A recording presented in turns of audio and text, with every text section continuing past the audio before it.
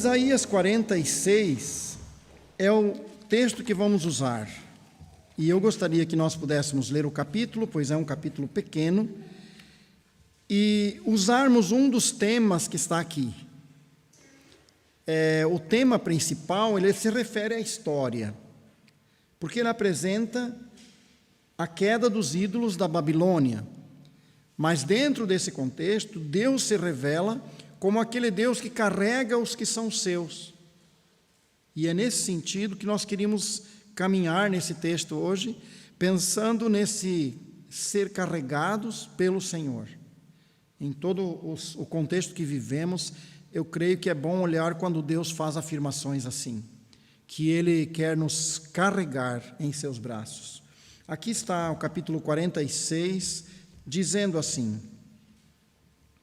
Bel está abatido, Nebo se encurvou, os seus ídolos são postos sobre os animais e sobre as feras, as cargas dos vossos fardos são canseiras para as feras já cansadas. Juntamente se encurvaram e se abateram, não puderam livrar-se da carga, mas a sua alma entrou em cativeiro.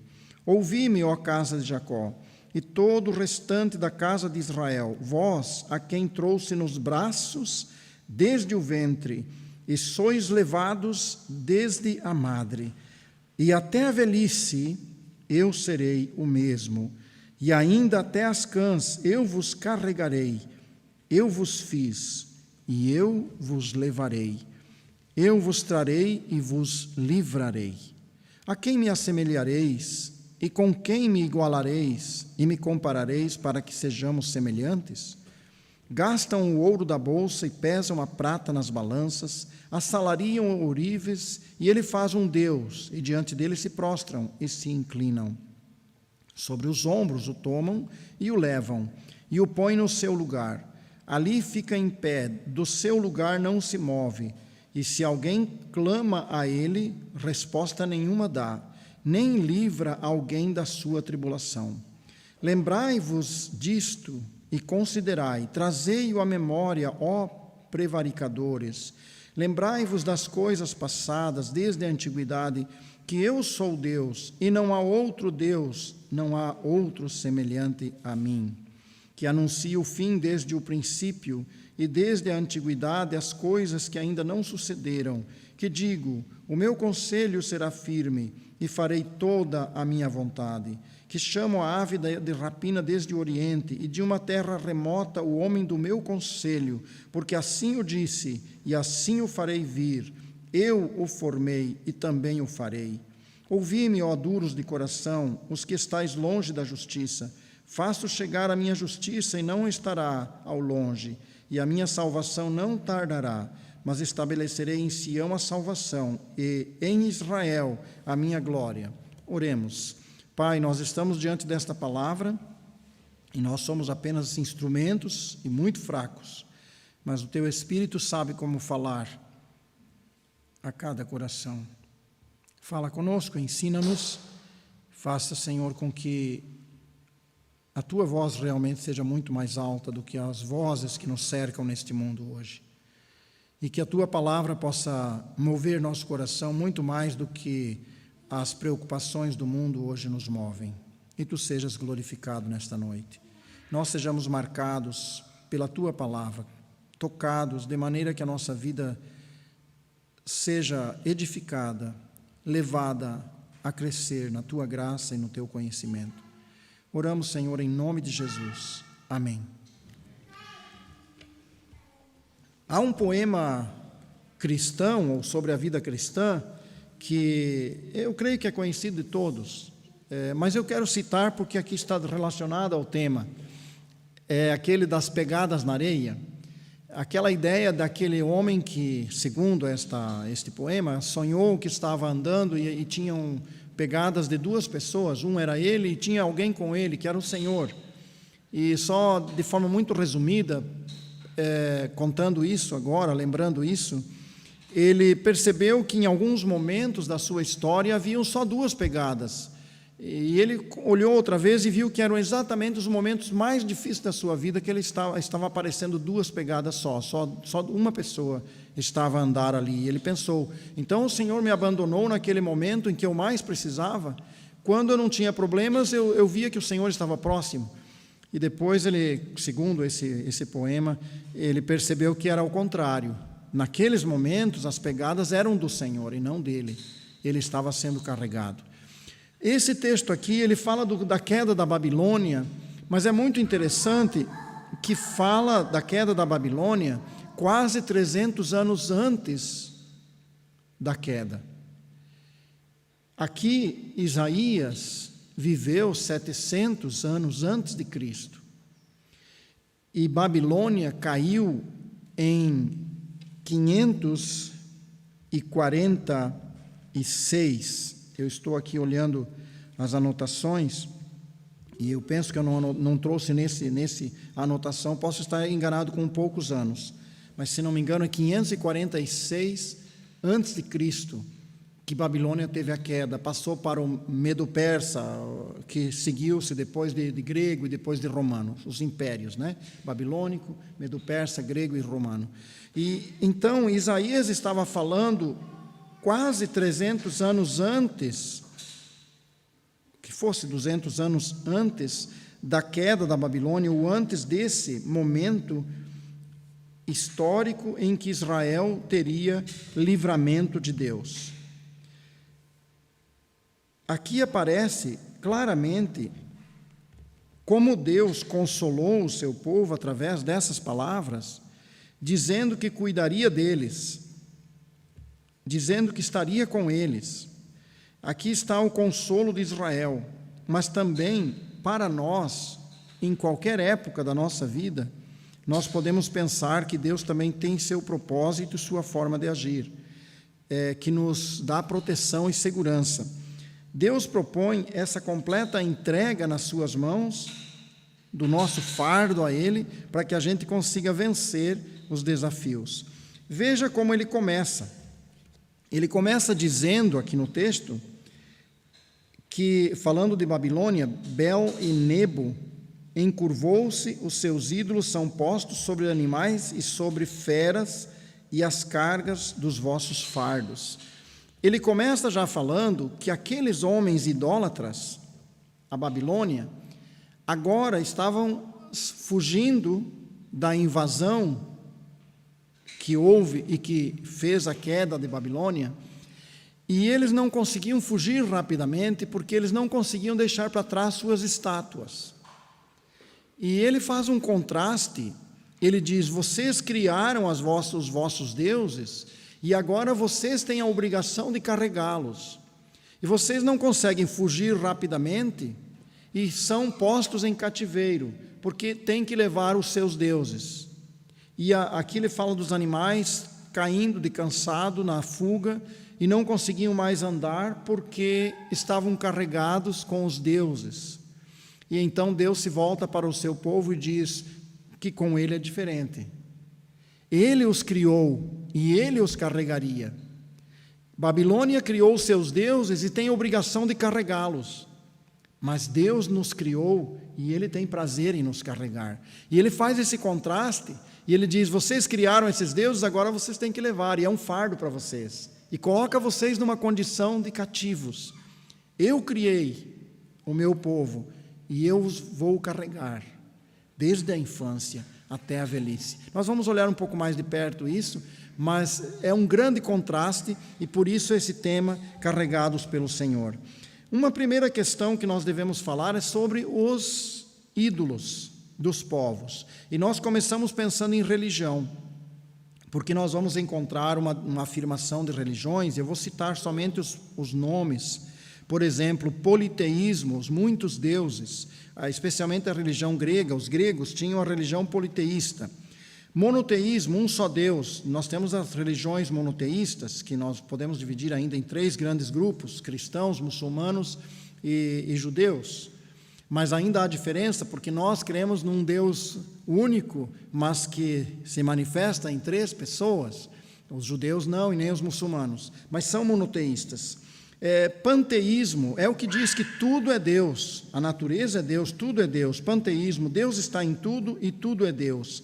Teísmo, Deus, crer em Deus, um Deus que governa tudo, mas que não exige das pessoas um comportamento correto, dizem os teístas. Deísmo, Deus criou tudo, mas abandonou. O deísmo diz isso. A nova era, um novo tempo, quer combinar a fé antiga do leste das filosofias com a fé moderna. Sincretismo é uma outra forma também de fazer uma mistura do antigo com o novo. Animismo é a crença na existência da alma, ou seja, a natureza toda tem alma. Então, normalmente, um animista vai parar embaixo de uma árvore e vai adorar aquela árvore, ou vai fazer pedidos a esta árvore, porque para ele tudo tem uma alma. Feiticismo, que se relaciona a bruxarias, honrar e adorar objetos por terem forças misteriosas, pessoas que acreditam numa força misteriosa num objeto. Feiticismo. Totemismo, que é o indiano da Índia, dizem que há grupos de pessoas que são descendentes de um animal, de uma planta ou de um astro. É claro que se eu estou citando os títulos aqui dos grandes movimentos religiosos do mundo, nós não vamos memorizar todos, mas podemos ter uma ideia de como a religião se divide em tantas linhas de pensamento e de prática, e que, no fundo, quando observamos isso de perto, vamos perceber que são invenções do ser humano por uma razão. Eles criaram essas religiões para tentar resolver o problema que eles sentem e que eles não conseguiriam resolver, e eles acham que, através daquele ritual, conseguem vencer os seus males. Uma questão sobre a religião na Índia, nós conhecemos como um país que tem um dos maiores rebanhos do mundo, provavelmente o maior, rebanho de vacas, de animais, E, contudo, eles passam fome, porque eles não podem matar esses animais para comer, porque são para eles como deuses. Você vê, às vezes, informações que mostram eles comendo junto com os ratos, os sacerdotes nos templos, dividindo a comida com as ratazanas, porque a ratazana é alguém para eles que morreu, que não se comportou bem e que voltou na forma dessa ratazana. Então, são coisas absurdas que o ser humano consegue pensar como religião, como regra, e depois isso se torna um fardo para ele. E depois ele se torna cativo das suas próprias regras. E é isso que Deus vem falar em Isaías 46. Ele vem dizer, nós construímos, depois nós temos que carregar. Nós criamos uma ideologia, um pensamento, uma prática, e depois vamos ter que carregar aquilo. Então, ele procura mostrar que ele nos criou e ele quer nos carregar, e que nós podemos aceitar os seus princípios, que esses vão nos libertar. É muito importante, quando pensamos nos ídolos, não só olharmos o aspecto religião, mas também olharmos que ídolos podem ser um objeto de confiança. Não somente uma personalidade, um ser, um santo, um anjo, mas um objeto de confiança, como um amuleto. Ou, como Jesus falou, o dinheiro. Uma pessoa pode se tornar escravo do seu dinheiro, ou escravo do seu amuleto. Ele tem que carregar o seu amuleto, da sorte, da força, do poder. Então, ele se torna obrigado, aquilo que ele criou como objeto, carregá-lo. E o dinheiro torna-se um ídolo também nesse sentido, quando as pessoas se tornam escravas, com medo de serem roubados, com medo que o seu bem adquirido enferruje, ou que o ladrão leve, ou que o fogo destrua. E, enfim, as pessoas vivem carregadas com as preocupações daquilo que se tornou o seu ídolo. Essa é a ideia que ele transmite aqui. E depois ele procura mostrar que é diferente quando cremos nele. Pensando em religião ainda, a Bíblia diz que religião é o produto da imaginação do homem. E eu gostaria de pensar um pouquinho nessa dinâmica da idolatria em si, que acontece dentro da maioria das religiões. A ideia de imaginar um poder ou uma força que seja superior àquela que me oprime. Então, uma pessoa está muito doente, ele procura ganhar poder em algum lugar para vencer a sua doença. Então, religião tem essa, no sentido da idolatria, tem esta, como produto da imaginação humana, tem a ideia de alcançar um poder que combata aquele que me aflige. Então, é por isso que algumas pessoas vão lá para um lugar em busca de um poder que resolva o seu problema. Eu estava ali perto de Nazaré, ao lado de subindo um monte que ali é onde há uma estátua lá em cima, uma cruz lá em cima. Nós fomos lá e fomos fazer um vídeo desses pequenos vídeos, e tinha um senhor que subiu com uma criança nos braços, e ele subiu e desceu, e são escadas bem pesadas. Quando ele chegou de volta, conversamos um pouco, e ele disse que ele faz isso todo ano, para ir lá em cima agradecer à santa, ao ídolo que está lá, porque esta criança foi liberta de um problema quando ainda nasceu. Então agora, todos os anos, ele tem a obrigação de carregar esta criança para cima e para baixo como uma forma de agradecimento. E, na verdade, na idolatria aparece essa dinâmica, né? Depois de perceber que eu tenho um poder que pode combater o mal que me aflige, assim pensam a imaginação humana, aí tem que pensar o preço. Quanto eu tenho que pagar para ter esse poder? Quanto eu tenho que pagar para obter isso como algo que eu possa usar? E essa ideia, ela não é uma ideia minha ou de alguma forma de filosofia humana. Veja o que está em Atos capítulo 8, é exatamente o que diz aqui. Atos capítulo 8, nós temos isso aqui afirmado. A pessoa pensa em obter um poder e tomar posse desse poder e administrá-lo à medida certa para a solução do seu problema. Quem administra o poder é a pessoa que recebe. Nós vamos ver o contraste que é com servir a Deus, é muito diferente. Atos 8, verso 18, diz assim: E Simão, vendo que pela imposição das mãos dos apóstolos era dado o Espírito Santo, lhes ofereceu dinheiro, dizendo: Dai-me também a mim este poder, para que aquele sobre quem eu puser as mãos receba o Espírito Santo. O Simão, ele ganhava dinheiro em Samaria, tornou-se um homem muito conhecido, como um grande e poderoso homem, e quando ele viu o poder do Espírito Santo pelo ministério dos apóstolos, ele pensou que podia comprar uma porção desse poder, porque ele queria ter esse poder para também continuar fazendo em Samaria, junto com os poderes que ele usava para fazer as suas mágicas. Então, aqui está exatamente a ideia do que é a idolatria. Perceber um problema e ir em busca de uma solução, mas uma solução que eu administre. Agora, servir a Deus é diferente.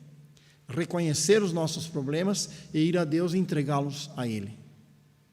E dizer: Deus, eu sou teu, tu administra. Não sou eu que administro Deus, Deus administra a minha vida. E é uma diferença astronômica. Quando o ser humano acha que pode ter poderes, amuletos, coisas que possam fornecer a eles alguma autoridade para combater o mal, mas por força própria, com o poder que recebe, que compra, que paga. E por vezes não é com dinheiro como Simão, é com sangrar os joelhos andando quilômetros ou metros de joelhos, ou andar quilômetros e quilômetros a pé mostrando que eu quero esse poder, ou subir as escadas pagando o preço daquilo que um dia pediu. No caso, como aquele homem levava aquela menina, aquela criança, pagando o preço. Imaginar a manifestação deste poder em suas mãos, uma porção sujeita à minha vontade. Aquela ideia do gênio da lâmpada, é a mesma ideia que a idolatria transmite, a mesma ideia. O homem que achou a lâmpada e conseguiu tirar ou despertar o gênio, ele tinha o controle praticamente daquele poder imenso, e ele podia pedir o que quisesse. A idolatria tem a mesma visão, é o ser humano fazendo os seus próprios caminhos, construindo a sua vida, e quando não consegue fazer sozinho, busca um poder para isso, sem se preocupar a fonte desse poder. E Deus diz: isso será um fardo para você. E Deus diz: isso vai pesar para você. Falando ao mundo, falando àqueles que estão longe, claro. Estamos aqui agora pensando naqueles que estão agarrados a um tipo de idolatria, de ídolo. E ao ponto que ele mostra a Babilônia, que era a terra dos muitos deuses, e diz o povo babilônico que iria fugir e não conseguiria fugir depressa, porque não conseguia deixar para trás seus ídolos, e que a sua alma estava cativa. Ele não fala de corpo aqui, ele diz a sua alma estava cativa, porque além de perderem a liberdade no seu corpo, na sua vida, na sua sociedade, com a invasão do Império Medo-Persa, de Ciro, na verdade, eles agora estavam escravizados em sua alma. Então é interessante olhar isso. E eu gostaria de deixar aqui uma colocação, prática. Se nossa visão é de ter o poder, então estamos seguindo a dinâmica da idolatria. Mas se a nossa visão é nos entregar a Deus, ao poder dele, eu não estou querendo dominar o poder de Deus, estou me entregando a ele. Então esta é a visão bíblica do Deus verdadeiro. É quando ele diz, eu criei você, eu posso carregá-lo.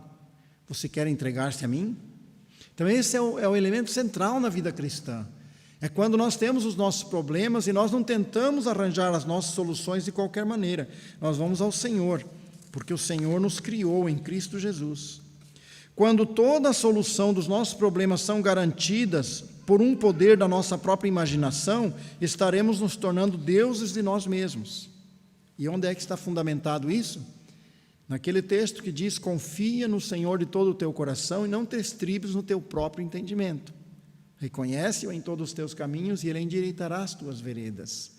Então, é nesse ponto que quando toda a solução do meu problema, dos meus problemas são garantidas por um poder da nossa própria imaginação, estamos nos tornando deuses de nós mesmos. Queremos nós mesmos resolver os nossos problemas sem perguntar a Deus. E eu creio que pode acontecer com os crentes isso também. Não é só com o incrédulo. Pode acontecer que nós começamos confiando em Jesus, entregando nossa vida a Ele, e depois de algum momento em diante paramos de levar a sério a oração e a busca de Deus e queremos construir a nossa vida com a nossa força, como se nós fôssemos deuses de nós mesmos. O salmista chegou a dizer, vós sois deuses. Quando uma vez quiseram apedrejar Jesus, porque ele disse que ele é Deus, e ele é mesmo, ele disse, não está escrito que vós sois deuses? Vocês sabem tudo, vocês conseguem tudo. E essa ideia é a ideia da idolatria, que passa a ser parte da natureza humana, que se separou de Deus e acha que pode construir os seus próprios caminhos. Vamos olhar um pouquinho sobre como é que Deus se revela aqui em Isaías. Nós podemos ver nos versículos 9 e o versículo 5 também, esses dois versos. Vamos ler o 5 primeiro, 46, 5. A quem me assemelhareis e com quem me igualareis e me comparareis para que sejamos semelhantes? Veja verso 9. Lembrai-vos das coisas passadas, desde a antiguidade, que eu sou Deus e não há outro semelhante a mim. Deus se revela no passado. Primeiro aspecto aqui, o Deus revelado no passado. Se nós queremos conhecer Deus, precisamos da revelação dele do passado. Nós não conseguimos entender Deus se não vamos em busca daquilo que ele se revelou já. Mas no verso 10 ele diz que anuncio o fim desde o princípio e desde a antiguidade as coisas que ainda não sucederam, que digo, o meu conselho será firme e farei toda a minha vontade. O Deus do futuro, o Deus do passado e o Deus do futuro. E depois ele usa mais um versículo, no verso 3 e 4, 2 versos, ele diz, ouvi-me, ó casa de Jacó e todo o restante da casa de Israel, vós a quem eu trouxe nos braços desde o ventre, e sois levados desde a madre, até a velhice eu serei o mesmo, e ainda até as cãs eu vos carregarei. Eu vos fiz, e eu vos levarei, e eu vos trarei, e vos livrarei. Então ele fala do Deus que se revela no passado, o Deus que já nos mostra o futuro, e o Deus que quer nos dar garantia vitalícia. Ele diz, desde que eu nasci até eu morrer, Ele quer me carregar.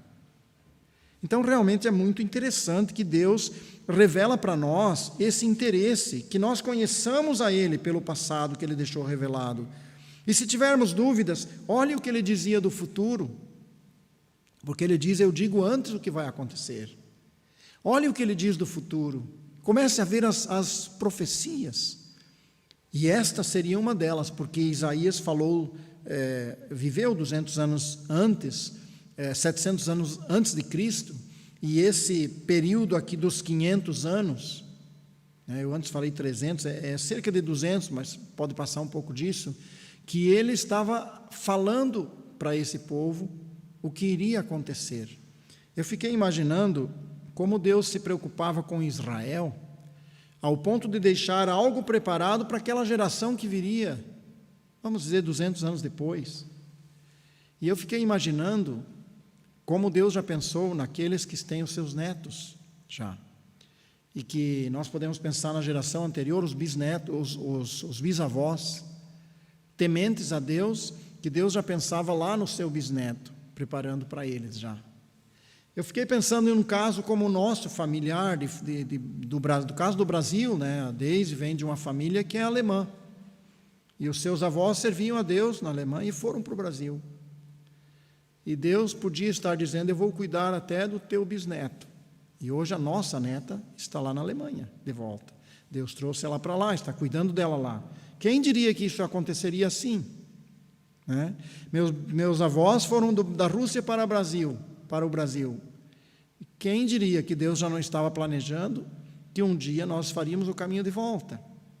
Então, quando nós começamos a pensar nesse Deus que tem o passado revelado e que pode garantir o futuro, por que iríamos confiar no nosso próprio coração ou em algum outro tipo de informação dos deuses? Por que não iríamos nos entregar a alguém que conhece o nosso caminho e que já tem preparado lá na frente, anos à frente, dizendo, eu preparei o teu caminho lá. Eu contei algumas experiências aqui, e como Deus guiou, como Deus nos sentimos carregados. E eu acho que se vocês fossem contar as vossas experiências, cada um de nós contar, nós também iríamos contar de algum dia que de forma especial tornou-se perceptível a nós. Porque não é só quando eu sinto que Deus está sempre cuidando. A fidelidade dele não depende do meu sentir ou não. Ele é um Deus fiel. Mas há momentos que ele permite que a gente perceba, olha, eu estou carregando você. Agora mesmo, nesse período da pandemia, nós, com a mudança do nosso filho e neta para a Alemanha, eu acho que isso a gente já tinha falado com vocês, não sei, mas eles não puderam mais ficar aqui, foram para lá, foram no ano passado, no final do ano, e a Deise queria visitar a nossa neta, especialmente, sentia muito, porque uma criança de 9 anos ainda não sabia a língua alemã, e mesmo o filho e a nora. E a Deise foi, e depois estava essa situação, quando já tinha o problema, e nós ficamos pensando, e será que ela consegue voltar? Não vão fechar as fronteiras? E nós oramos e percebemos que podíamos ficar em paz, que o Senhor cuidaria disso. E foi muito interessante, quando a Deise veio, tinham acho que 7 pessoas só naquele voo, mas não cancelaram o voo. E ela disse, eu me senti cuidada por Deus, porque podia ter ficado lá numa quarentena, ter acontecido outras coisas. E nós podemos falar de coisas pequenas ou de coisas maiores, mais significativas, mas quando acontece conosco, tem um significado especial. E acho que é muito importante que a gente perceba Deus cuidando da nossa vida. E depois, quando ele compara os ídolos, vamos ler novamente verso 1 e 2, ele fala do peso dos ídolos e da libertação do Senhor. Aqui ele fala no verso 1 sobre as cargas, os fardos, a canseira, as feras já cansadas, bois ou cavalos, não sabemos, ou jumentos que carregavam. E ele diz, juntamente se encurvaram e se abateram, não puderam livrar-se da carga, mas a sua alma entrou em cativeiro. Deus mostra a queda desses ídolos para que Jacó, o seu povo, aqui Judá, mas chamado de Jacó, pudesse perceber que Deus é um Deus libertador. E depois nós vemos no verso 8 a chamada de Deus. Ele chama, ele diz verso 3, ouvi-me, ó casa de Jacó. E depois ele diz, verso 8, lembrai-vos disto. Lembrar as obras de Deus. E depois ele diz no verso 5, nós lemos anteriormente, compare os deuses das nações e veja. Deus dá ao homem o direito de avaliar as obras de Deus e fazer uma comparação entre as obras dos deuses, dos ídolos. E daí você diz, pensa, talvez, não sei, mas se é um ídolo não consegue fazer nada. E é verdade que a estátua não consegue, mas o apóstolo Paulo fala que os demônios fazem a partir desta atitude de uma pessoa de confiar num objeto. Os demônios entram em ação, quer seja uma estátua, um amuleto, e muitas vezes os milagres podem acontecer, as coisas podem acontecer mesmo. O favor pode acontecer, só que é um favor vindo de Satanás, através daquele produto da imaginação humana. Deus aqui também revela qual é o mal desses povos. Veja o versículo 8 no final, quando ele diz, ó prevaricadores. Nesse texto todo ele vai citar 2 males. Ele fala da idolatria, claro, mas ele vai falar de 2 atitudes, de 2 pecados em especiais. E aqui ele fala do pecado de prevaricar. O que é um prevaricador? O que significa prevaricar? É aquele que perverte e incita alguém a faltar com a sua obrigação no ofício ou na religião, segundo a definição de dicionário.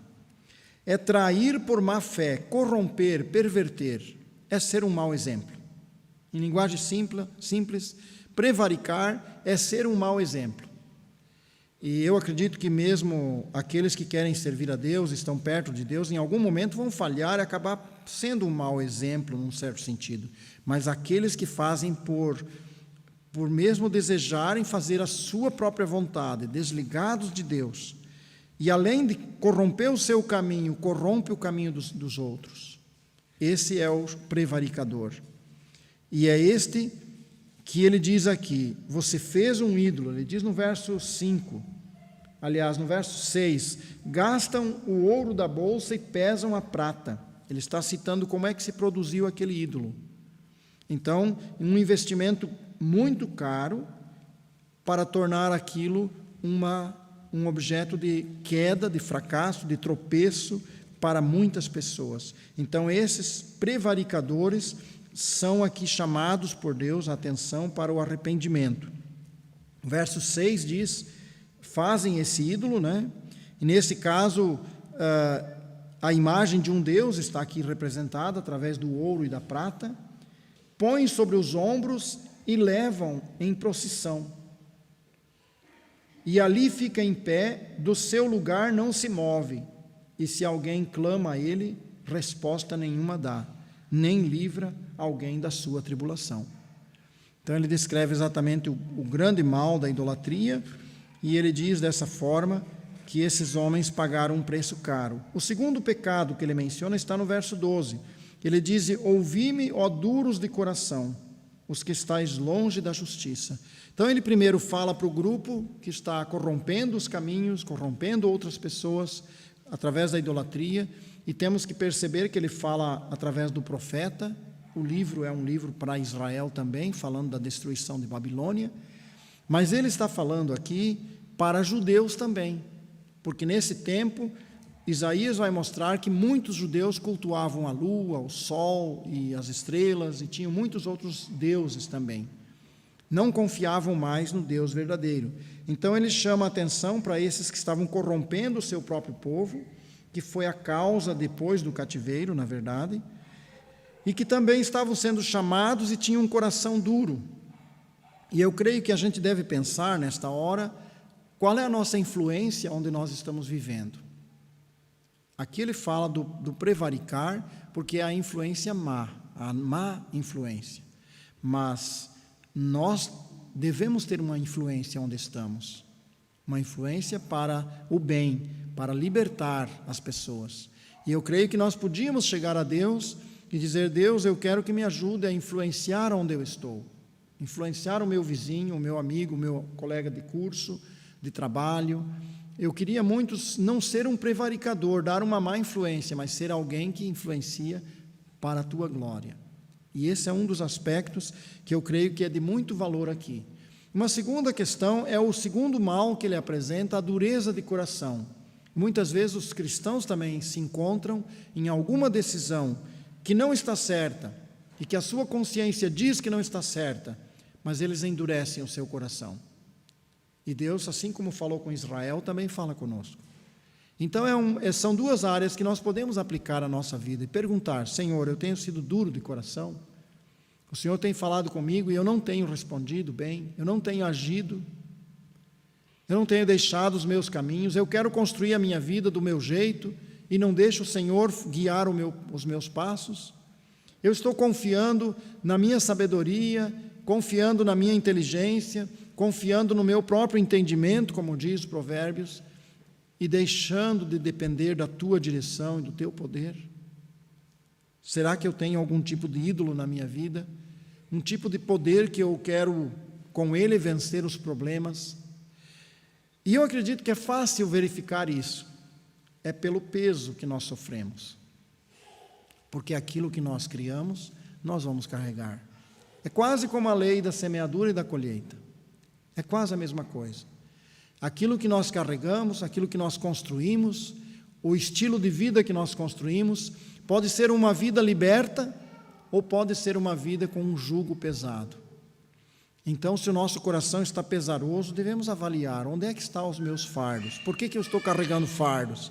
Por que eu estou assim, atribulado? Porque pode ser que nós não estamos agindo como dependentes de Deus, mas quase semelhantes ao que o idólatra faz. É sério, realmente, uma avaliação pessoal dentro de um contexto como esse. Gostaria de agora citar um pouquinho dos atributos que Deus apresenta aqui. Deus diz quem Ele é, para que nós possamos, conhecendo Deus, também nos entregar a Ele para servi-lo. A primeira questão que se destaca em oposição ou totalmente ao contrário do que os ídolos, é que Deus é um Deus pessoal. E isso não era entendido e não é entendido pela idolatria, pelos idólatras. Deus é um Deus pessoal. E ele diz aqui, eu vou citar algumas afirmações feitas num curso Visão Geral dos Fundamentos do Cristianismo. Ele não é um mero princípio ou ideia. Deus não é um mero princípio ou ideia. Certas características, por exemplo, como conhecimento, sensibilidade, emoções, vontade ou querer, são atribuídas a Ele. Ele manifesta tanto o amor quanto o ódio. Ele se lembra ou prefere esquecer, porque ele diz: eu lembro de ti, mas depois ele diz: eu esqueço as tuas iniquidades, eu perdoo as tuas iniquidades e as esqueço, se houver, claro, confissão. Ele faz decretos e anuncia o futuro. Deus não é uma máquina que funciona por si só. O maior conforto daquele que crê é saber que Deus é amor, é uma pessoa, é um ser pessoal. Nenhum princípio ou força impessoal justificaria a afirmação de Pedro, que diz: lançando sobre ele toda a vossa ansiedade, porque ele tem cuidado de vós. Nós não iríamos fazer isso sem saber que Deus é um Deus que sente o que sentimos, que sabe o que vivemos. É uma diferença muito grande do conceito de Deus que a idolatria traz, porque esse Deus que se apresenta na Escritura é um Deus que é pessoal, tem esta visão de quem nós somos e transmite a nós, quer transmitir a nós, também do seu caráter, daquilo que Ele é. Aqui aparece, nessa questão sobre Deus pessoal, algo muito grande que o Evangelho trouxe e que os judeus não entendiam. Os judeus tinham Deus como o grande Deus, poderoso Deus, mas de certa forma bastante distante deles. Eles não teriam coragem de chamar Deus de Pai.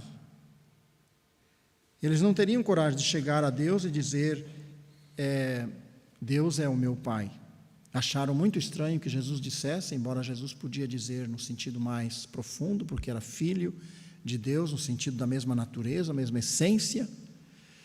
Mas os judeus não entendiam um Deus próximo. Os judeus também olhavam para Deus pensando: eu sou um servo dele.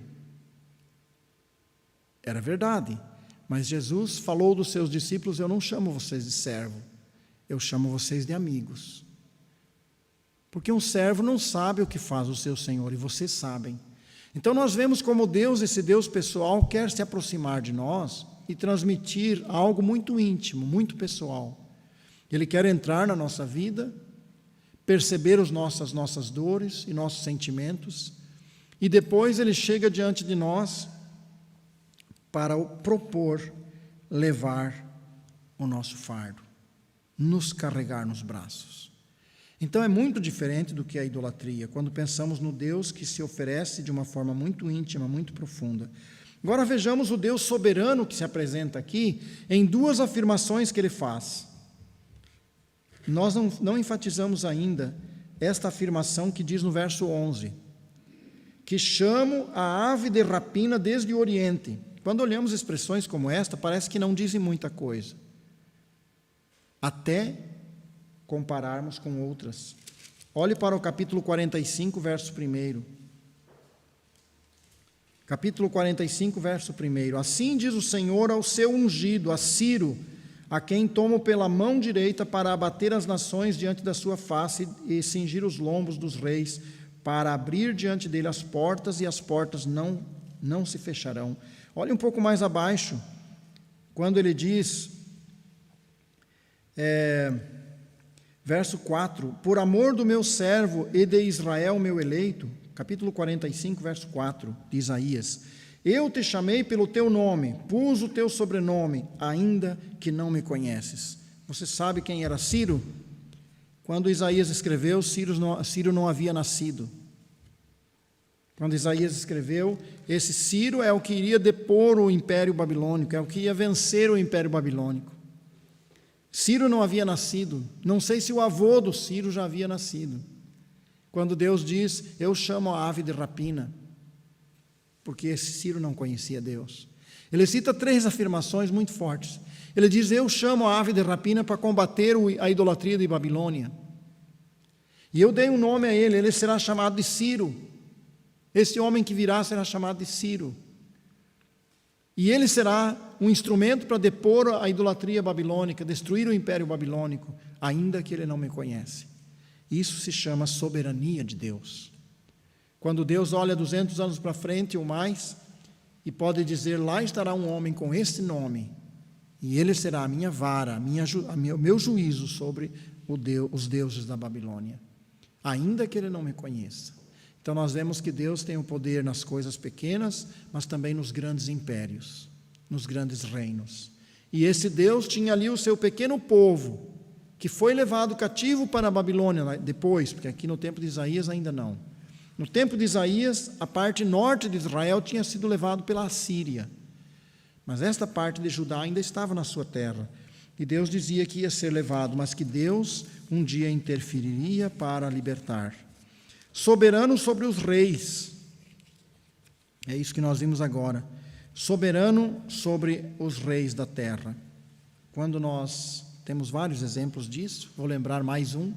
Vocês lembram no nascimento de Jesus, quando César fez um decreto dizendo que, acho que era César Augusto, fez um decreto dizendo que todos deviam se alistar. E esse decreto obrigou José e Maria a caminharem cerca de 100 quilômetros, viajarem cerca de 100 quilômetros naquela época, para ir até a cidade onde a profecia dizia, o meu filho vai nascer lá em Belém. E eles estavam lá na Galiléia, lá no norte. Por um decreto de quem? Do imperador. Deus domina os reinos. Independente do que está acontecendo no mundo hoje, Deus tem uma forma de controlar o nosso mundo e de conduzir o seu povo no meio dessa crise. Nós não sabemos o que virá agora, nós sabemos que estão preparando uma nova era, um novo sistema, e acreditamos que possa estar chegando lá. Nós sabemos que haverá uma grande tribulação, que Cristo virá buscar o seu povo. Deus anunciou o futuro. E nós devemos olhar o passado e olhar os anúncios do futuro, para conseguirmos colocar a vida nas mãos de Deus. Um outro atributo de Deus é que Deus é um justo juiz. Então, já falamos dos prevaricadores e duros de coração. Esse Deus revela que um dia vai tratar o pecado, e é por isso que ele pede o arrependimento. Um Deus que conhece todas as coisas. Capítulo 46, verso 10, ele diz assim: que anuncio o fim desde o princípio, e desde a antiguidade as coisas que ainda não sucederam, que digo, o meu conselho será firme e farei toda a minha vontade, no sentido da onisciência e do poder para executar a sua vontade. Que bom quando nós encaminhamos a nossa vida e o nosso coração para dentro do espaço da vontade de Deus. E a nossa vida segue nesse desejo. O que tu queres para mim, Senhor? O que devo fazer? O que devo fazer? Como eu devo fazer? Como eu devo agir? E nós somos daqueles que chegamos a Deus e dizemos: a minha vontade eu sujeito à tua vontade. E foi o que Jesus ensinou. Ele disse: seja feita a sua vontade. Então, quando é assim, isso revela a diferença de servir a Deus ou daqueles que servem a idolatria, que querem o poder para fazer a sua própria vontade. Nós queremos o poder para fazer a vontade dele. Nós queremos que ele conduza. Gostaria de finalizar com Mateus 11, 28 a 30. E exatamente esse texto é o texto que mostra a grande diferença entre servir aos deuses ou servir ao Deus das Escrituras Sagradas. Vinde a mim, Mateus 11, 28, vinde a mim, todos os que estáis cansados e oprimidos, e eu vos aliviarei. Tomai sobre mim o meu jugo e aprendei de mim, que sou manso e humilde de coração, e encontrareis descanso para as vossas almas, porque o meu jugo é suave e o meu fardo é leve. Aquela ideia do idólatra ter um grande fardo sobre a sua vida. E aqui a ideia daquele que serve ao Senhor ser liberto de todos os fardos. Então vale a pena pensar: eu estou carregando algum tipo de fardo, de preocupação, de angústia, de ansiedade? Eu estou carregando alguma coisa que está sendo um peso na minha vida? Esse Deus que quer nos carregar nos seus braços, em forma humana, ele se ergue diante de uma multidão e ele diz: vinde a mim, tome sobre ti os meus fardos. Aquilo que ele dá e não aquilo que nós temos, a nossa falta de confiança, né? A nossa busca por resolver do nosso modo. Vinde a mim todos vós, tomai sobre vós o meu jugo, aprendei de mim, o meu jugo é suave. Então, se o nosso coração está pesaroso, há algum tipo de coisa que está a atrapalhar essa nossa entrega ao Senhor. Nós estamos querendo resolver da nossa maneira e ficamos sofrendo com os nossos fardos. Se nós criamos um problema ou uma imaginação de um problema, acabamos carregando esse problema depois. É melhor entregar a nossa imaginação ao Senhor, dizer: Senhor, eu acho que poderá acontecer isso ou aquilo. Eu acho que o dinheiro não vai dar para o aluguel do próximo mês, mas eu trago a Ti, Senhor. Então, em vez de carregar o fardo, nós chegamos ao Senhor. E é dessa forma que Ele poderá nos carregar nos seus braços. É dessa forma que Jesus disse: eu posso carregar você, mas venha a mim. Venha a mim. E gostaria que ficasse como um grande desafio para nossas vidas, a gente pensar nesse contexto todo que nós vimos agora. Pessoas que Deus disse: vocês vão estar com um pesado fardo, vão ser destruídos, porque não confiaram no Deus verdadeiro. Que a nossa fé esteja firmado neste Deus, na sua palavra, e assim possamos viver uma vida liberta de todo o peso, inclusive agora dessa fase difícil. Quando a angústia aparecer, vamos chegar ao Senhor e dizer: Senhor, leva-me, conduza-me, eu quero a Tua voz, eu quero a Tua vontade. E dessa forma o nosso coração encontre a libertação, e assim possamos prosseguir. Não seremos cativos em nossa alma, mas libertos em Jesus Cristo. Amém.